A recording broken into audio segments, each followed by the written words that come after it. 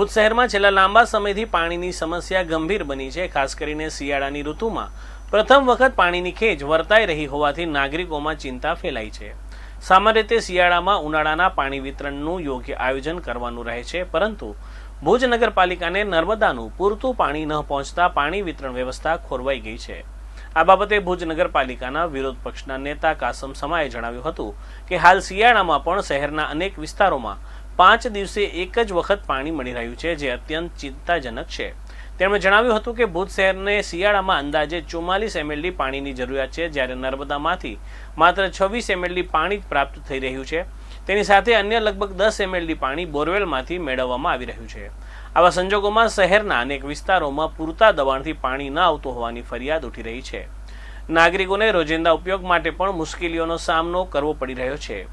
પાણી વિતરણની અણગમતી સ્થિતિને લઈને નગરપાલિકા તંત્રને તાત્કાલિક અસરકારક આયોજન કરી નર્મદાનું પૂરતું પાણી ભુજ સુધી પહોંચાડવા અને નાગરિકોને નિયમિત તથા પૂરતું પાણી મળી રહે તેવી વ્યવસ્થા કરવા માટે માંગ કરવામાં આવી છે। અત્યારે ઠંડીની સિઝન ચાલુ છે। શિયાળોમાં ખરેખર શિયાળાની અંદર આગલા ઉનાળા માટેનું આયોજન કરવામાં આવતું હોય છે, પણ ભુજ શહેર જ્યારે માત્ર ને માત્ર નર્મદા આધારિત હોય, આવા કોઈ આયોજન નગરપાલિકા દ્વારા કરવામાં આવતા નથી। મન ફાવે ત્યારે નર્મદાવાળા પાણીમાં કાપ મૂકી દે છે, પાણી બંધ કરી નાખે છે, ઓફિસને પણ જાણ નથી કરતા। ત્યારે ભુજ શહેરમાં આજે એવી પરિસ્થિતિ છે કે ભુજ શહેરને 4 થી 5 દિવસે પાણી મળી રહ્યું છે। ક્યાંક ને ક્યાંક આ નગરપાલિકાની અંદર શાસક પક્ષમાં પણ ખરેખર તાલમેલ નથી, અધિકારીઓમાં પણ તાલમેલ નથી, જેના કારણે પાણી પુરવઠા અને ભુજ નગરપાલિકાનો તાલમેલ ન હોવાના કારણે આ પાણીની સમસ્યા સર્જાતી હોય ખરેખર એવું લાગી રહ્યું છે।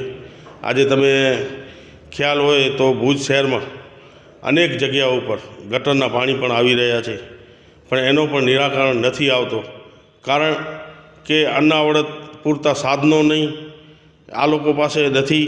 એના કારણે આ પાણીની પરિસ્થિતિ અત્યારે 3 થી 4 દિવસમાં જે પાણીની પરિસ્થિતિ હતી એ અત્યારે 4 થી 5 દિવસમાં પહોંચી છે।